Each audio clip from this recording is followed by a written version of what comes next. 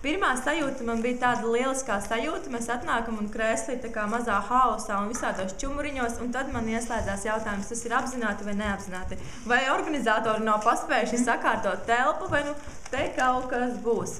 Un tad, kad es sapratu, ka minūti pirms sākuma vēl joprojām ir tāpat čumuriņi un haos, ka tas tā ir, nu, ka tam tā ir jābūt.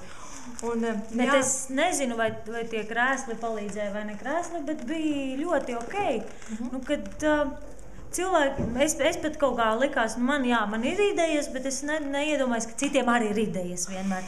Un ir cilvēkiem idejas un daudz, un labas idejas. Jā, un es varu pieminēt intensitāti, viss notika ļoti ātri un raiti.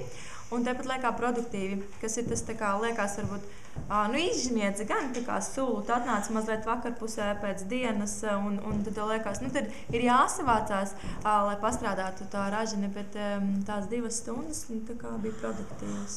Jā, un es ticu, ka, nu, vismaz puse no tām idejām aizies.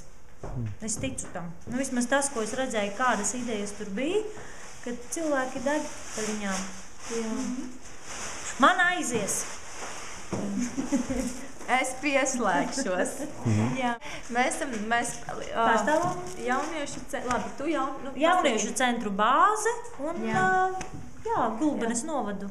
Jā, un es arī, Ieva Garjāne. Kristīna Ļoņķeva arī jauniešu centru bāzi, vai tāpat laikā arī jauniešu klubs Dēms. Tā kā gan sabiedrisko sektoru, kas novadā te plosās, gan arī ļoti pavisam drīz institūciju, pašvaldības institūciju, tā kā esmu abās pusēs. Un vēl mēs pārstāvam vienkārši feinus cilvēkus, kam ir viss kaut kas interesants galvā. Jā. Lāstikas. Jā. Paldies. Viss paldies, mēs ejam ēst zefīrus. Nē, mēs padalāmies. Nu, tu padalies, man jau nav zefīru.